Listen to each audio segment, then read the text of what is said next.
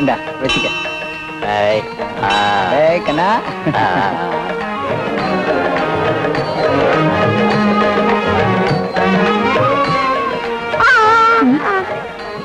இந்த கூட்டம் குறையிற வரைக்கும் நாம இங்கே இருப்போம். வாமா உட்காருங்க.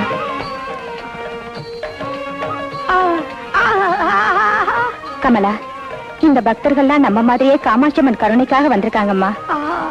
இந்த தாயை தரிசிப்பவங்களுக்கு குணமாகாத நோய்ங்க, தீராத கஷ்டமெல்லாம் நீங்கி போயிடுமா.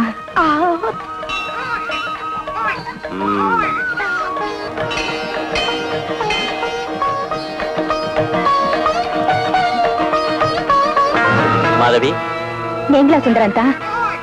நல்லா இருக்கியா மாதவி? என்னத்தங்க நல்லா இருக்கிறது?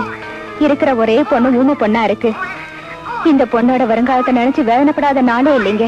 சகல கஷ்டத்தை நீக்கிற அந்த காமாட்சி அம்மன் தாயை தரிசனம் செஞ்சு என் பொண்ணுக்கு பேச்சுவார்த்தை வரணும்னு வேண்டிக்கிறதுக்காக வந்திருக்கேங்க. அப்படியா? நீங்க உங்க மருமகளை கோயிலுக்கு அழைச்சிட்டு வந்திருக்கீங்களா? உங்க தங்கச்சி வரலையா? வந்திருக்கா மாதவி, புருஷனோட கோயிலுக்குள்ள போயிருக்கா. நான் கூட போய் தேவி தரிசனம் செஞ்சுட்டு வந்துடுறேன். அது வரைக்கும் பேபியை வச்சிருக்கியா? ஆகட்டா, சீக்கிரமா வந்துருங்க. வந்துடுறமா. அதோ நம்ம பேபி. கண்ணா,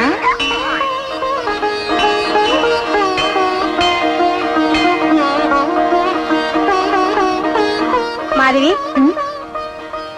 பேபி உங்ககிட்ட இருக்கேன். அண்ணன் இங்க தேவி தரிசனத்துக்காக கோயிலுக்குள்ள போயிருக்காருமா. நல்ல அண்ணன் தான். குழந்தைய வச்சுக்க சொன்னா மாதவி கிட்ட கொடுத்துட்டு போயிருக்காரு. அதனால என்ன பரவாயில்ல. இந்தாங்க குழந்தைய கூட.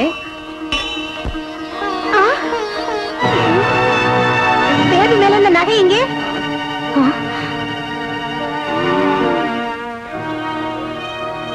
அண்ணா, குழந்தை மேல இந்த நகையெல்லாம் காணோம்.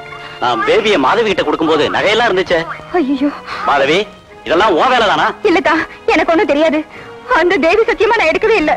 திருட்டுத்தனம் பண்ணவங்க எல்லாம் அவ்வளவு சீக்கிரம் ஒத்துக்க மாட்டாங்கன்னு எனக்கு நல்லாவே தெரியும். மாதவி, மரியாதையா தப்ப ஒத்துக்கிட்டு பிள்ளையோட நகையை கொடுத்துரு. சின்னம்மா, உண்மையிலேயே அந்த நகையை நான் எடுக்கல.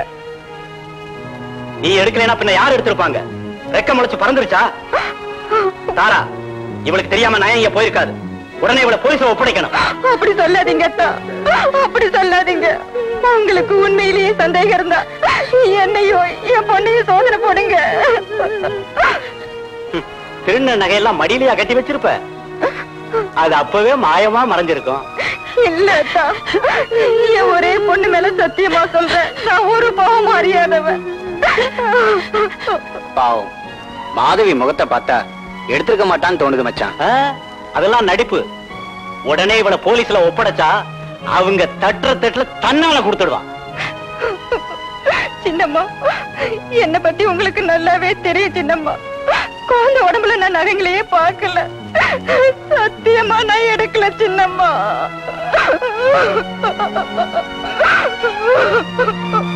அவ தனக்கு தெரியாதுன்னு அப்போதுல இருந்தே கெஞ்சிக்கிட்டு இருக்கா. எதுக்கும் நல்லா தேடி பார்க்கலாமா? இவன் நம்மளை ஏமாத்த பாக்குறான்.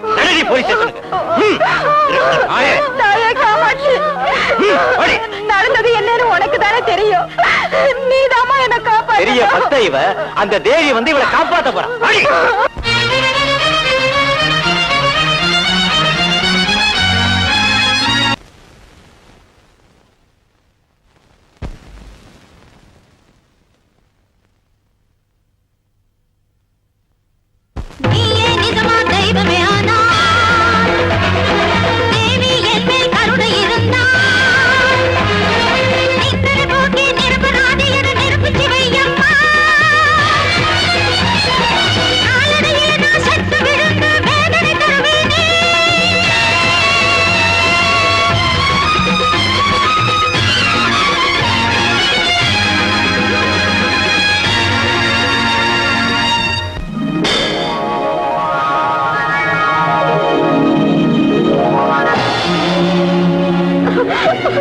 நில்லுங்க.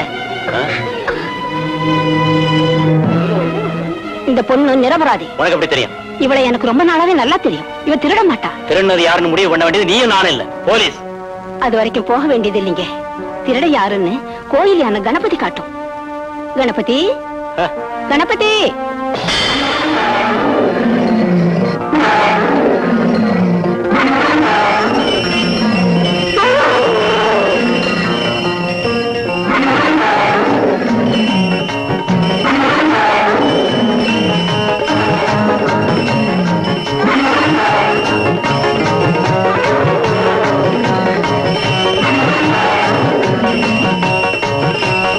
சரஸ்வதி, இங்க வா. இந்த குழந்தையோட நகைங்களை திருநது யாருன்னு காட்டு.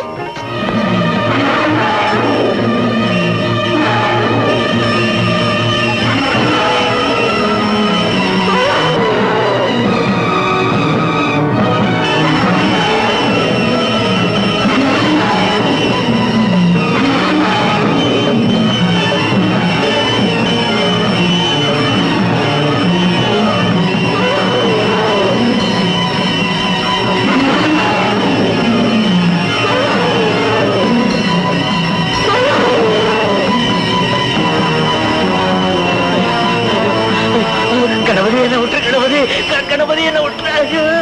ஐயோ அப்பா,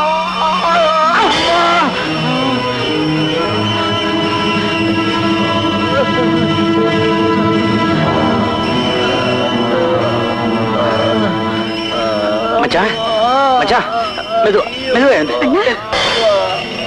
என்னாச்சு? அம்மா, இதோ நகைங்க. அம்மா கமலா, உனக்கு பேச்சு வந்துடுச்சு அம்மா.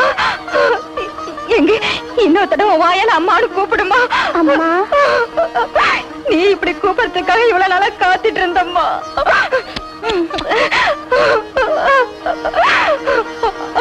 அம்மா காமாட்சி, என் மேல மனசிறந்தீங்க, என் குழந்தைய பேச வச்சுட்டியம்மா. ஏண்டா வெறும் பையல, குழந்தை நகையை நீ தேடிக்கிட்டு அநியாயமா அந்த அம்மா மேல பழிய போட்டு நாடகம் ஆடுற. தேவி தரிசனத்துக்காக வந்த இந்த அம்மா மேல பழி போட்ட இந்த திருட்டு நாய சும்மா விடக்கூடாது.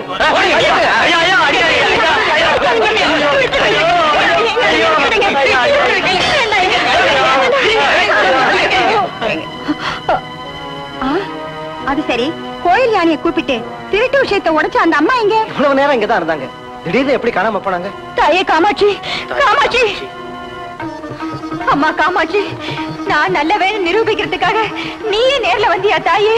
காக்கும் காமாட்சி, காமாட்சி தாயே, காக்கும் காமாட்சி, காமாட்சி தாயே.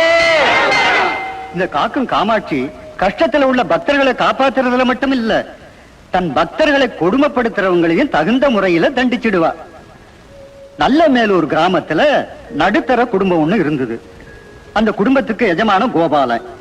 அவன் பெண்டாட்டி பேரு துர்கா, பரம சண்டாளி. கோபாலனுக்கு சுமதினு ஒரு தங்கச்சி. அந்த சுமதிக்கு பக்கவாதம் வந்து ஒரு காலும் கையும் விழுந்து போச்சு. அடங்காப்படாரியான துர்கா அந்த சுமதிய பல கொடுமைகளுக்கு ஆளாக்குனா. இப்படி அம்மனுடைய அனுக்கிரக அதிசயங்கள் நிறைய இருக்கு. தவறு பண்ணவங்களை காமாட்சி தண்டிப்பான்னு சொன்னேன்ல, அப்படி தவறான வழியில போனவங்க 2 பேருடைய கதையை நான் சொல்றேன் கேளுங்க. செழிப்பான செம்மங்குடியில கோவிந்தன் கோவிந்தன் ஒரு புடவை வியாபாரி இருந்தான்.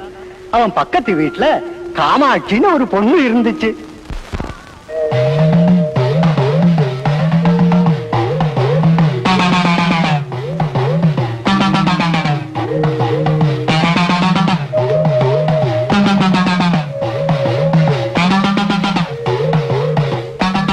தாயே காமாட்சி, வியாபாரத்துக்காக நான் குளத்தூர் புறப்பட்டு போறேன். 1 மாசம் வரைக்கும் நான் திரும்பி வர மாட்டேன். என் பொண்டாட்டி காமாட்சி பால் எது மோர் எதுன்னு தெரியாத ஒரு அப்பாவி. உன்னையே நம்பி பாரத்தை போட்டுட்டு நான் ஊருக்கு புறப்பட்டு போறேன். என் மனைவியோட கற்பையும் மானத்தையும் என் குடும்ப கௌரவத்தையும் நீதான் காப்பாத்தணும் தாயி.